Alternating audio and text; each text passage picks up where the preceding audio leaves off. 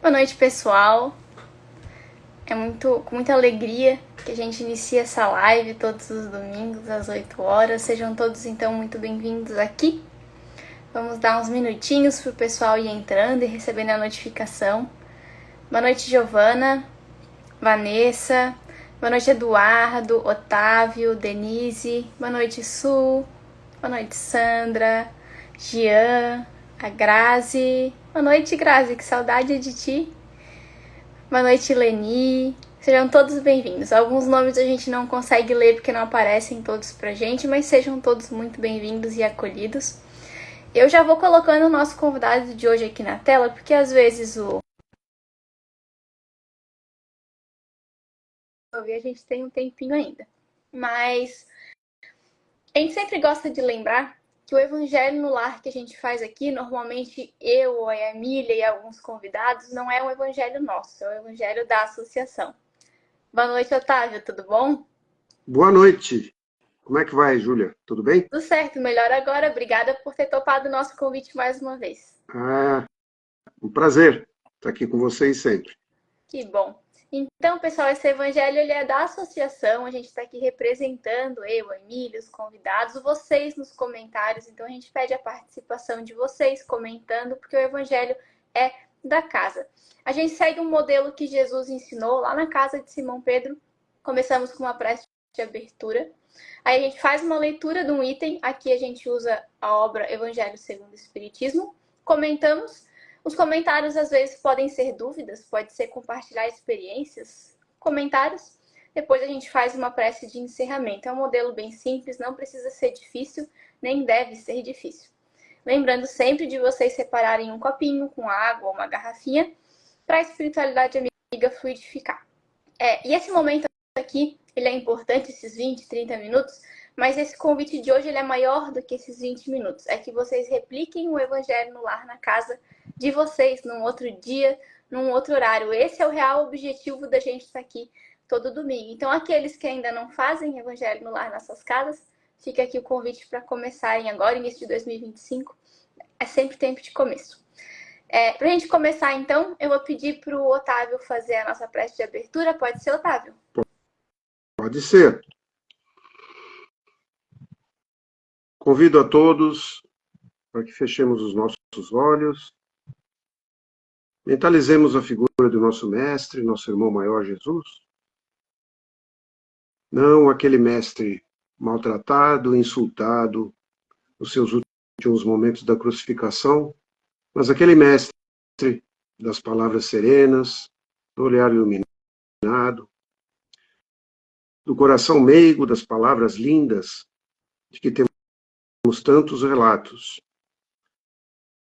E agradecer a Ele, Mestre, por aqui estarmos, por termos vencido a nossa semana, por termos passado um domingo, oxalá em paz, em harmonia, todos nós, e nos reunindo como Ele se reunia à sombra das figueiras, para conversar com seus apóstolos, para falar das palavras do reino de Deus, nos reunirmos para estudar as suas lições comentadas, expandidas e explicadas a nós pela nossa querida doutrina espírita. Que nosso entendimento seja alargado, que nosso coração seja serenado, que nossas preocupações se quedem fora da nossa mente por algum momento, por alguns instantes, para que mergulhemos nessas sábias palavras, nesses lindos ensinamentos que a nossa doutrina nos traz. E iniciamos proferindo a oração que tu nos deixaste, Mestre, dizendo: Pai nosso que estais no céu, santificado seja o vosso nome, venha a nós o vosso reino, seja feita a vossa vontade, assim na terra como no céu. O pão nosso de cada dia nos dai hoje, perdoai as nossas dívidas, assim como nós perdoamos aos nossos devedores, e não nos deixeis cair em tentação, e livrai-nos de todo o mal, que assim seja. Que assim seja. Bem-vindos todos aqueles que estão entrando agora. A gente continua no capítulo 5 do Evangelho, que era o capítulo que a gente estava nos últimos encontros. Hoje a gente vai ler o item que se chama O Mal e o Remédio. Mas antes de eu fazer a leitura, eu não apresentei o Otávio direito, mas o Otávio, ele é trabalhador lá do Centro Espírita Bezerra de Menezes, na Palhoça. O Otávio já esteve aqui com a gente nos outros evangelhos, quem está aqui há mais tempo vai lembrar. O Otávio faz um trabalho muito bacana, muito bonito com a EUP ali, junto nas unidades prisionais. Foi essa a última participação, inclusive, aqui, né, Otávio, falando um pouquinho sobre esse tema. E hoje, então, o Otávio foi convidado para falar sobre o mal e o remédio junto conosco. Eu vou fazer a leitura, que então é do item 19, capítulo 5 do Evangelho. Eu não vou ler o item inteiro, porque ele é muito longo, a gente tem pouco tempo, mas eu sei que a gente sempre fala isso, mas é bom reforçar. Convido vocês a fazerem a leitura completa depois em casa, porque é um texto muito bonito, é de Santo Agostinho, então não tinha como ser diferente. Mas eu vou fazer a leitura de um pedacinho desse texto, então, aqui para nós. O mal e o remédio. Será a terra um lugar de gozo, um paraíso de delícias? Já não ressoa mais aos vossos ouvidos a voz do profeta? Não proclamou ele que haveria prantos e ranger de dentes para os que nascessem nesse vale de dores? Esperai, pois, todos vós que aí viveis, causticantes lágrimas e amargo sofrer, e por mais agudas e profundas sejam as vossas dores, volvei o olhar para o céu e bendizei o Senhor por ter querido experimentar-vos. Ó homens, dar-se-ão não reconheçais o poder do vosso Senhor, senão quando ele vos haja curado as chagas do corpo e coroado de beatitude aventura os vossos dias? Dar-se-á não reconheçais o seu amor, senão quando vos tenha adornado o corpo de todas as glórias e lhe haja restituído o brilho e a brancura? Imitai aquele que vos foi dado para exemplo, tendo chegado ao último grau da abjeção e da miséria, deitado sobre uma estrumeira, disse ele a Deus: Senhor, conheci todos os deleites da opulência e me reduziste à mais absoluta miséria. Obrigado, obrigado, meu Deus, por haveres querido experimentar o vosso servo. Eu vou pular um pouquinho mais adiante agora.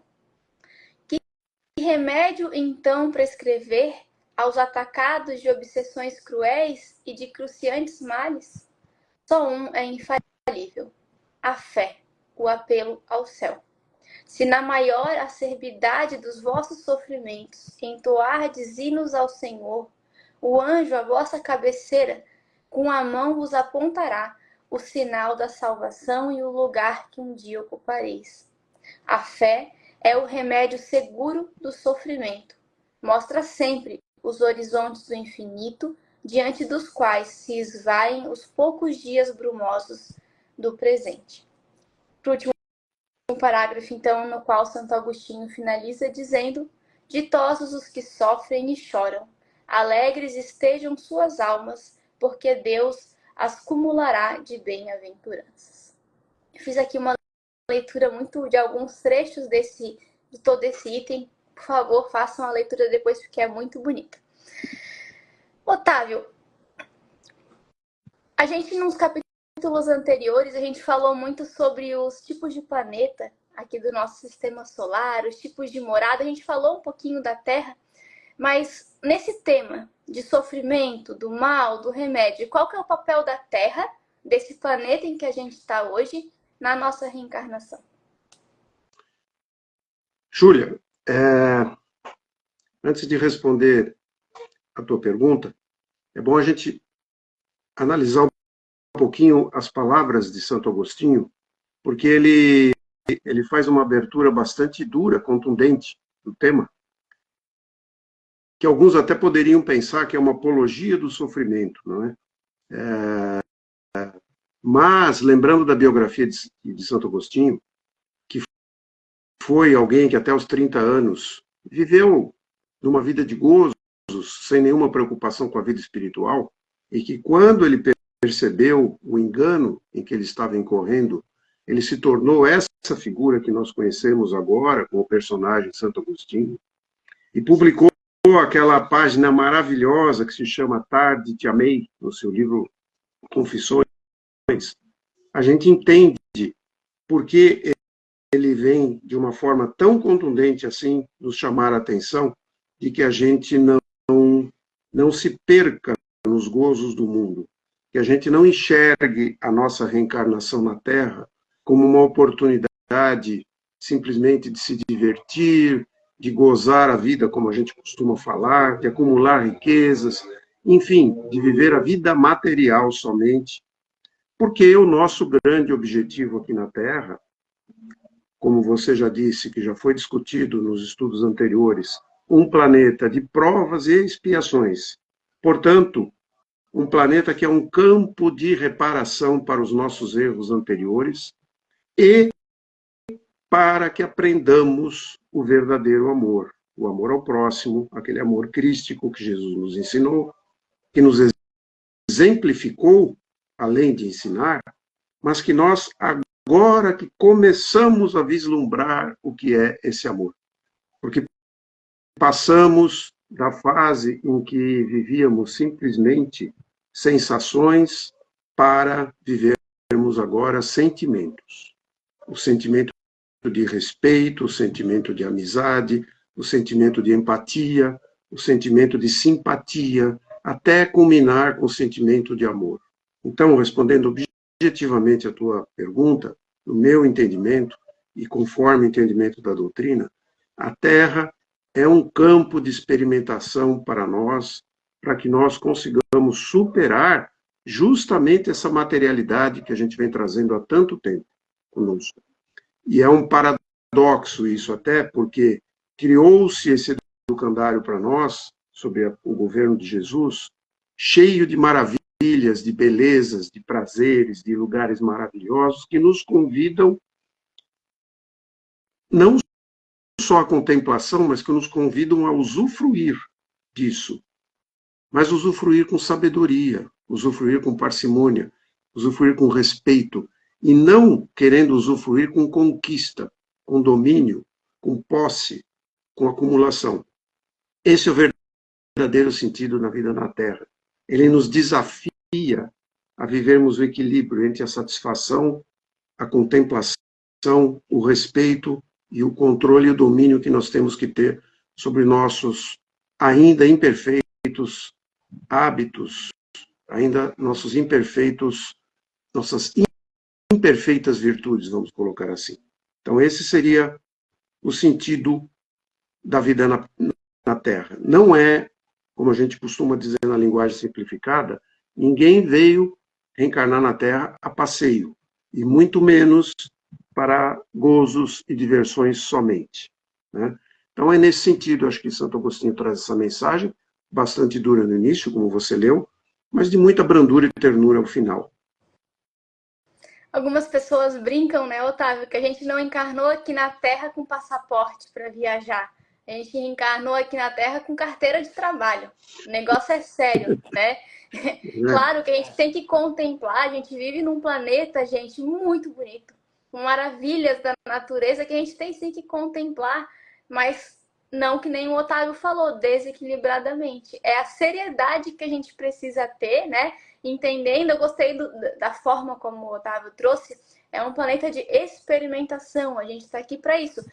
Também a gente não pode ir por outro lado, né, Otávio, de achar que a gente está aqui só para sofrer. Não, eu tenho que sofrer porque se eu não estiver sofrendo, tá errado.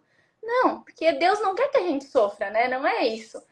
Aí até vou emendar aqui meu comentário numa segunda pergunta, se tu me permitir. Tem uma frase muito conhecida que a dor é inevitável, mas o sofrimento é opcional. A gente ouve muito ela, até no meio espírita também. Como é que tu acha que a gente pode entender essa frase, um pouquinho desse sofrimento que a gente passa aqui na Terra? Pois é, Júlia, essa frase ela já foi erroneamente atribuída a muita gente. Alguns dizem que é de Buda, outras postagens dizem que é do Dalai Lama, enfim.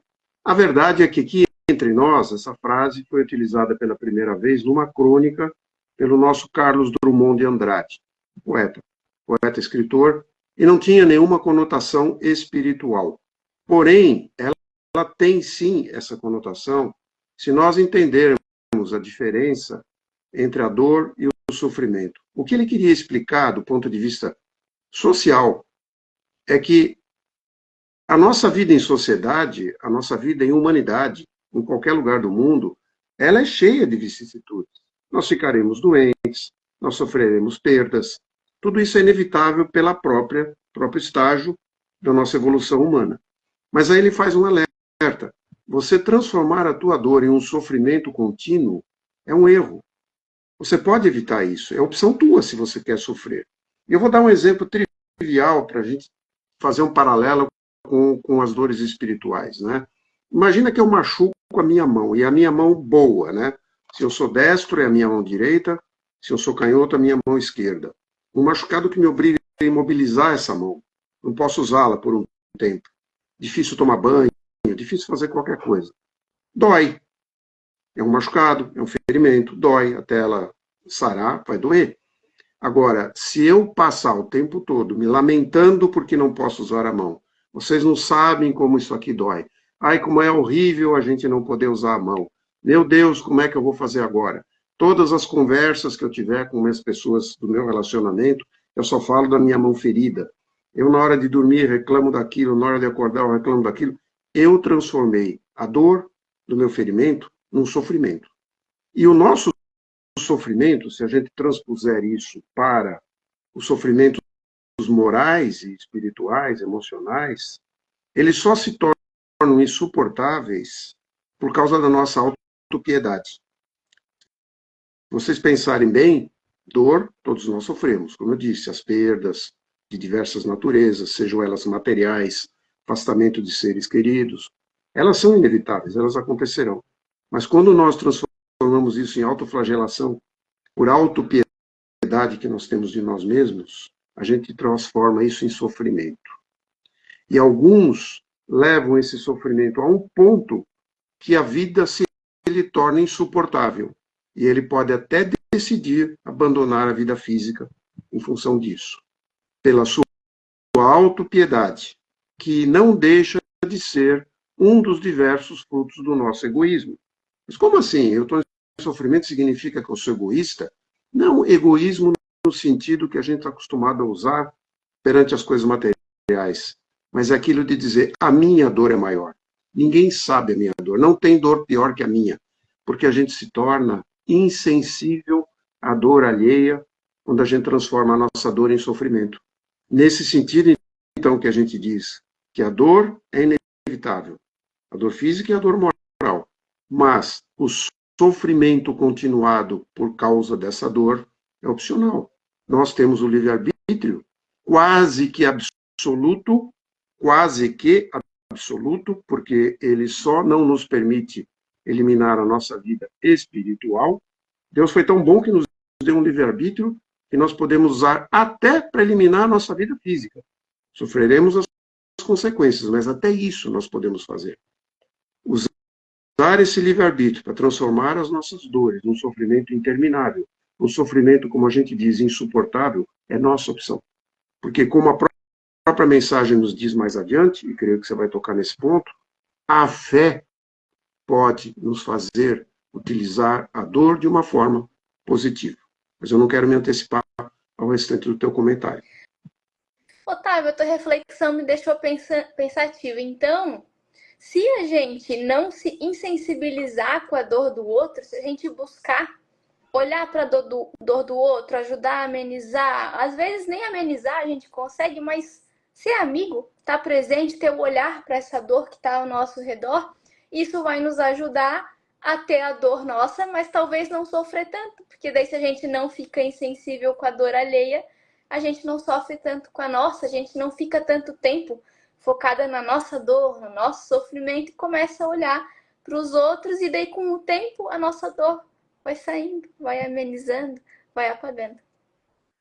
Tanto isso é verdade, Júlia, que mesmo nos círculos não religiosos, que promovem ajuda a pessoas em depressão, a pessoas em pós-traumas, uma das melhores terapias que se tem conhecimento é colocar essas pessoas em grupos de ajuda a outros. Vai fazer uma sopa para os necessitados, vai fazer uma visita para um doente, vai ajudar um pouquinho os moradores de rua, vai fazer uma visita a um orfanato, vai ajudar a arrumar o jardim do lar de idosos, enfim, Quando você se põe em contato com a dor alheia, a tua deixa de ser tão importante.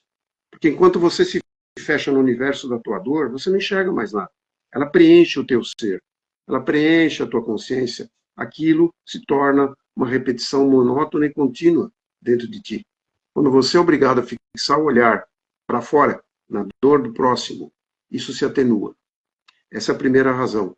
Mas a segunda razão, que os não espiritualistas não enxergam, é que no momento em que você vai socorrer a dor do outro, a troca fluídica de vibrações de gratidão, de reconhecimento, é terapêutica.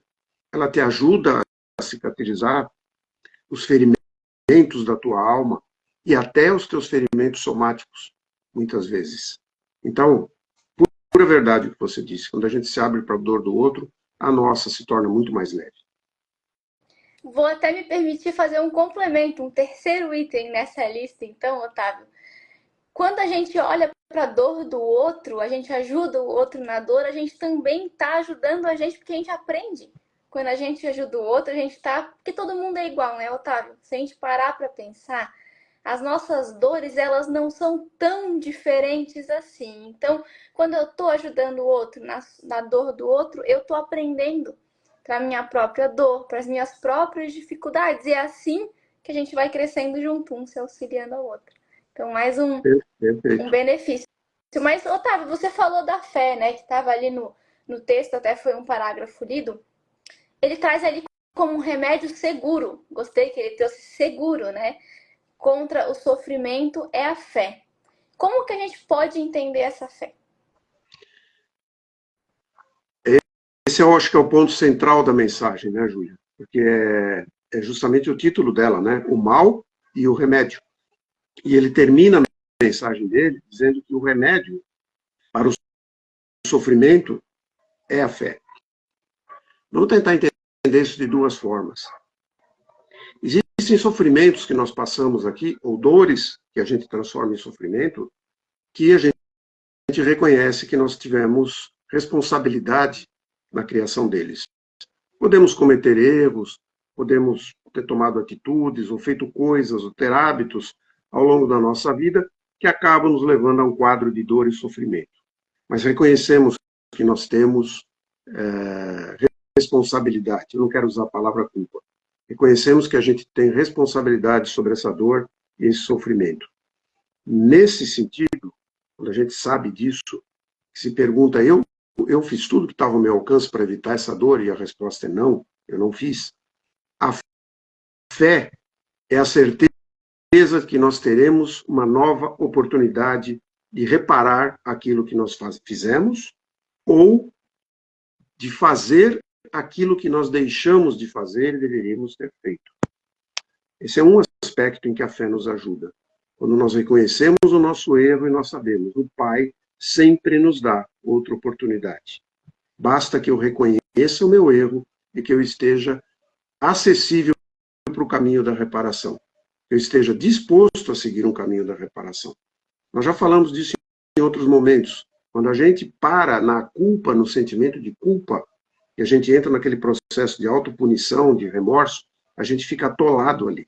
Mas quando a gente tem o arrependimento sincero daquilo que a gente fez que nos causou sofrimento, a gente sabe que uma nova porta se abrirá para que a gente corrija, repare e ultrapasse aquela barreira daquele erro. Ah, mas às vezes a gente fala assim, o mal que eu me causei ou que eu causei a alguém é tão grande que não dá para reparar nessa vida. Como diz o próprio Santo Agostinho aqui na mensagem dele, embora não faça nenhuma menção à reencarnação, ele fala da vida após morte. Por que a gente se detém em achar que tudo acaba no túmulo, diz ele? Nós sabemos que essa vida continua, e lá o Pai nos dará as oportunidades de reparação que nós precisamos. Então esse é um lado em que a fé nos cura, de alguma forma, esse sofrimento, porque basta então que a gente encare assim, errei, reconheço, quero reparar. Pai, me ajude, me mande a oportunidade da reparação. Se não for possível agora, esperemos a próxima oportunidade. E com isso eu consigo seguir em frente, sem transformar essa dor em sofrimento. O outro lado, Júlia, É quando sobrevêm aquelas provas para nós que a gente não consegue enxergar causas presentes nela. Aquelas dores de perdas de entes queridos ou de qualquer outro tipo de perda, os sofrimentos de moléstias inesperadas que a gente não enxerga causa aparente nessa vida, e que aí então vem a verdadeira fé. Aí então a gente tem que ter a certeza de que Deus não dá prova nenhuma que a gente não mereça e que a gente não consegue superar. E eu disse superar, não é só suportar. Que muita gente acha que tem que suportar a prova, a gente tem que superar a prova, que é mais que suportar, que é transformá-la em aprendizado. É tentar buscar dentro dessa dor, dessa prova que nós estamos passando, os reforços para a nossa alma, a têmpera dos nossos sentimentos, para que a gente saia fortalecido dessa prova. E isso, quando a gente não enxerga um motivo para essa dor, para esse sofrimento na vida atual, aí vem a verdadeira fé. É pensar assim, Pai, essa que você me mandou agora é grande, é forte, é pesada. Obrigado, Pai, pela confiança que você tem em mim, porque se você me mandou um trabalho dessa magnitude, porque você confia muito em mim, você me tem como alguém capaz de superar essa prova, que é uma atitude completamente contrária daquele que se desespera e começa a questionar Deus. Por que eu? Por que isso comigo? Por que eu tenho que passar por esse sofrimento? O que eu fiz para merecer? E assim por diante, não é? Então, quando a gente tem a verdadeira fé, que é a confiança na sabedoria do Pai, nas leis da reencarnação, nas leis de causa e efeito, a gente não entra nesse desespero. A gente sente a dor, é inevitável, como disse o poeta, mas a gente não vai transformá-la em sofrimento. A gente vai ter resistência, força para dizer, então que venha. Se essa é a prova que eu tenho que superar, que venha. Porque quanto mais eu conseguir realizar através dessa prova, mais forte, mais preparado estarei depois. A própria mensagem tem um trechinho que diz isso, né, Júlia? Não sei se você chegou a ler esse trecho, que ele diz que pelo tamanho da prova, maior será a glória de tê-la suportado. Não glória no sentido de a gente se jubilar, mas o crescimento que ela terá nos proporcionado, crescimento espiritual, crescimento moral, de ter passado por aquilo. Isso é particularmente forte quando vem essas provas avassaladoras de perdas coletivas, de desencarnes de situações inesperadas, que nós temos que ter a confiança, a fortaleza, a certeza na justiça e na sabedoria do Pai. E dizer, então, se veio, tem uma razão justa, tem uma razão sábia, e certamente, após superar essa prova, eu estarei melhor. Creio que é assim que Santo Agostinho quis nos mostrar de como que a fé pode nos ajudar a transformar essa dor num remédio dela mesma. Otávio, pelos comentários aqui que o pessoal está escrevendo, você emocionou muita gente com a sua fala.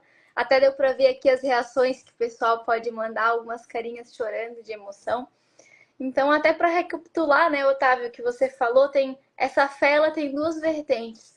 Uma é a fé da certeza de novas oportunidades que vão ser dadas para os nossos equívocos sempre, se nos arrependermos. Se não, né? Quando nos arrependermos, porque inevitavelmente vamos nos arrepender. E a segunda é a fé, a certeza da confiança de Deus em nossa capacidade. Olha só, gente, se Deus acredita em nós, por que a gente não vai acreditar, né, Otávio? Se Deus que é Deus, sabe que a gente consegue, confia em nós, nos dá, às vezes, esses acontecimentos para superarmos, que nem trouxe o Otávio, é porque conseguimos. Então, em resumo, foram as duas vertentes da fé que o Otávio explicou, né, Otávio? Isso. Desculpe te cortar, Júlia. Fique à vontade. Eu lembrei aqui, né? A sabedoria popular, ela costuma trazer essas coisas de uma maneira muito bonita, né? Lembra do famoso Deus dá o frio conforme o cobertor, né? Outros falam que Deus não carrega o nosso caminhãozinho com mais areia do que ele consegue carregar. São formas bonitas e populares de dizer exatamente isso que a gente está falando aqui. né, as provas nunca são insuperáveis. A nossa autocompaixão é que nos flagela e não nos deixa, muitas vezes, encarar essas provas da forma correta. Fica até difícil eu tentar completar a tua fala agora, Otávio, porque ela já está completa, mas eu não salvei aonde que eu achei, isso estava anotado aqui nas minhas notas, eu achei por acaso, mas foi, acho que se eu não me engano, foi até um evangelho no lar que eu fiz com a Marlete, do Centro Espírita lá de Brusque, que a gente falou um pouquinho sobre remédio, Jesus ser o médico das nossas almas, e a Marlete trouxe a definição de remédio. Eu achei isso muito legal, como tem a ver com o tema de hoje, né? O remédio, o re, é de voltar. O médio é ao centro. Então, o remédio é para você voltar ao centro. Em que sentido, né? Se você está precisando de remédio, é porque você saiu do fluxo natural, do saudável, do correto, do bom. E o remédio vai fazer você voltar para esse centro. E que centro que é esse, né? É o centro das leis divinas, das leis de Deus. Toda vez que a gente se desvirtua, isso pode vir somar no nosso corpo físico, no nosso espírito, enfim, mas a gente precisa de remédios para voltar para esse centro. E o melhor remédio qual que é, né, Otávio? É o Evangelho de Jesus, é o nosso grande remédio que está aí também para nos ajudar a voltar para o centro. E aí a boa notícia é que esse Evangelho nos foi dado, exemplificado, testado, Jesus deixou ele pronto, né? E esse texto que eu achei aqui por acaso, ele falava as receitas que Jesus nos deixou, que nem o médico deixa a prescrição de remédio, né, umas receitas, Jesus também deixou para alguns sofrimentos, para algumas dores da nossa alma. E aí eu vou me permitir ler aqui bem rapidinho. Então, as receitas de Jesus. Contra o egoísmo, o que ele deixou de receita? Faz aos outros o que gostariam que te fizessem. Contra a cólera, a receita foi: na paciência possuirás a ti mesmo. Contra a revolta, a receita foi: humilha-te e serás exaltado. Contra a vaidade, não entrarás no reino dos céus sem a simplicidade de uma criança. Contra o ódio, ama aos teus inimigos. Contra a ignorância, aprende com a verdade e ela te libertará. Contra as ofensas, perdoa 70 vezes 7. E contra a incerteza da vida, se queres vir até mim, nega-te a ti mesmo e segue-me. Isso aqui são só alguns exemplos. O Evangelho de Jesus está repleto de receitas para as mais diversas dores e sofrimentos da nossa alma, né, Otávio? E pode parecer difícil seguir o Evangelho, e não é fácil mesmo, não é uma tarefa fácil seguir o Evangelho, mas é muito mais difícil a gente sofrer com as dores da alma se a gente não seguir o Evangelho de Jesus. Então o convite, né, é que esse Evangelho seja vivenciado todos os dias, que essa é a cura para a nossa alma, para as nossas dores a longo prazo, né, Otávio? A longo prazo, as nossas dores vão ser curadas quando a gente seguir o Evangelho de Jesus. Que, se der para resumir, né, Otávio, trouxe ali como o remédio segura a fé operante, a fé que confia, a fé que trabalha, a fé que acredita. Então, esse é o nosso grande remédio para todas as dores. Perfeito, Júlio. Perfeito. Eu só complementaria uma coisinha. Quando a gente reconhece que a justiça de Deus é perfeita, que não existe acaso, que não há vítimas inocentes, que nós somos os responsáveis pela construção do nosso presente e do nosso futuro, a gente consegue enxergar essa fé de uma maneira muito mais prática até. Essa confiança de que se eu me conduzir até agora assim, e ainda assim Deus me dá as oportunidades que Ele me deu, que oportunidades Ele não me dará no momento que eu melhorar o meu comportamento, não é?